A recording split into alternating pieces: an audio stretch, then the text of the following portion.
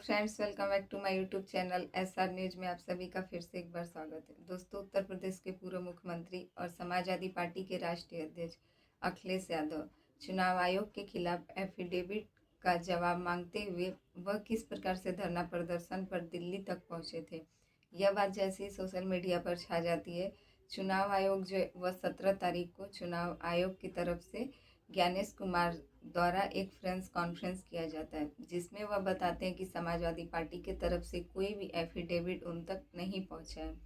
अब इसी बात को लेकर अखिलेश यादव भड़क जाते हैं। चुनाव आयोग की तरफ से रसीद उनको मिली थी, डिजिटल रसीद। वह तुरंत अपने एक्स पर पोस्ट करते हुए चुनाव आयोग पर एक बार फिर से तंज कसते हैं। अब इन्हीं सब के बातों के बाद से जो है बाराबंकी और जौनपुर से बताया जा रहे हैं कि 3 डीएम का जो है एक जवाब सामने आ रहा है और वह लोग सोशल मीडिया पर एक पोस्ट करते हैं।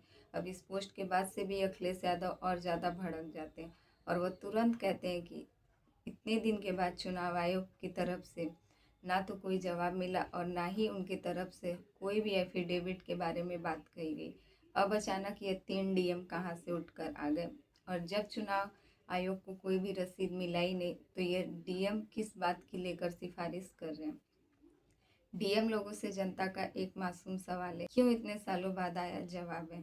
जिस तरह कासगंज, बाराबंकी और जौनपुर के डीएम 18,000 वोट शपथ पत्रों के बारे में अचानक अति सक्रिय हो गए हैं, उसने एक बात तो साबित कर दी है कि जो चुनाव आयोग कह रहा था कि एफिडेविट की बात गलत है, मतलब एफिडेविट नहीं मिले हैं, उनकी यह बात झूठी निकली। अगर कोई एफिडेविट मिला ही नहीं तो यह जिला अधिकारी लोग जवाब किस बात का दे रहे हैं। अब सही जवाब देकर खानापूर्ति करने वाले इन जिला अधिकारियों की संलिप्तता की भी जांच होनी चाहिए। वोट संज्ञान ले चुनाव आयोग या फिर डीएम में से कोई एक तो गलत है ही। जो सीसीटीवी के कैमरे में पकड़े गए हैं, उनके द्वारा अपने घपलों पर दिखाई गई सफाई पर किसी को भी रत्ती भर विश्वास नहीं है। झूठ का गठजोड़ कितना भी ताकतवर दिखे पर आखिरकार झूठ हारता ही है, क्योंकि नकारात्मक लोगों का साझा गोरख धंधा अपने अपने स्वार्थ की पूर्ति करने के लिए होता है। ऐसे भ्रष्ट लोग न तो अपने ईमान के सगे होते हैं, न ही परिवार के और न ही समाज का भला अपने साझेदारों के कैसे होंगे। यह बेईमान लोग अपने देशवासियों के ताउम्र दगा करते हैं और अंततः पकड़े जाने पर अपमान से भरी जिंदगी जीते हैं और सजा काटते हैं।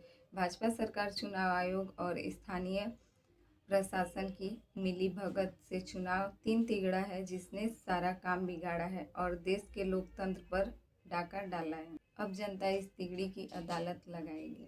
अखिलेश यादव ने यह पोस्ट उन 3 डीएम के लिए किया था जो कि कासगंज, बाराबंकी और जौनपुर के डीएम सामने आकर चुनाव आयोग की तरफ से अपना अपना बयान सामने रखते हैं और अखिलेश यादव भी उन पर निशाना साधते हुए भड़क जाते हैं।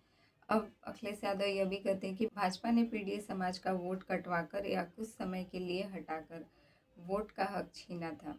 अब पीडीए समाज ने ठान लिया है कि भाजपा को हमेशा के लिए हटाया जाएगा। न चलेगी हकमारी न मतमारी, इस बार पीडीए सरकार हमारी। वोट चोरी के खिलाफ जो कि अखिलेश यादव 2022 के विधानसभा चुनाव के बाद जब उन्होंने चुनाव आयोग की तरफ से रसीद निकाली तो उसमें पाया गया कि कुर्मी, पाल, वैनवंशी, मौर्य और राजभर समेत मड़ियाऊ के बहुत सारे वोटों को जो छीना गया था। अब भाजपा का गूढ़ागणित भी जिस प्रकार से सामने आया है, इसको भी अखिलेश यादव सबके सामने रखते हैं और तीनों डीएम की तरफ से जो सफाई आया है, जिसमें से कि सिर्फ 14 शपथ पत्रों का ही हिसाब वो लोग देख पाए, इसको लेकर भी अखिलेश यादव पोस्ट करते हैं। हक का गणित 18,000 माइनस 14, जिसमें से 17,986 अभी भी शपथ पत्रों का जवाब देना भाजपा पीछे रह गई है। चुनाव आयोग से लेकर जिला अधिकारी तक और सीओ से लेकर लेखपाल तक सब जुगाड़ करने के बाद भी भाजपा चुनाव आयोग जिला अधिकारी की तिगड़ी अभी तक हमारे द्वारा दिए गए 18,000 एफिडेविट में से 14 अगर हम कम भी कर दें तो 17,986 शपथ पत्रों का जवाब अभी भी तीनों डीएम मिलकर नहीं दे पाए और उधर चुनाव आयोग का झूठ भी साबित हो चुका है। वह कहता है कि एफिडेविट मिले ही नहीं और 3 डीएम आकर एफिडेविट के बारे में, जो कि 14 एफिडेविट के बारे में जवाब देते हैं। तो इन सब को लेकर आपकी क्या राय है? क्या इन सब में से चुनाव आयोग या फिर ये 3 डीएम में से कोई एक झूठा नहीं है? तो इन सब को लेकर आपकी जो भी राय कमेंट करके ज़रूर बताइएगा। हमारे चैनल पर नए हैं तो प्लीज़ हमारे चैनल को सब्सक्राइब कर दें और वीडियो पसंद आए तो लाइक कमेंट ज़रूर कीजिएगा।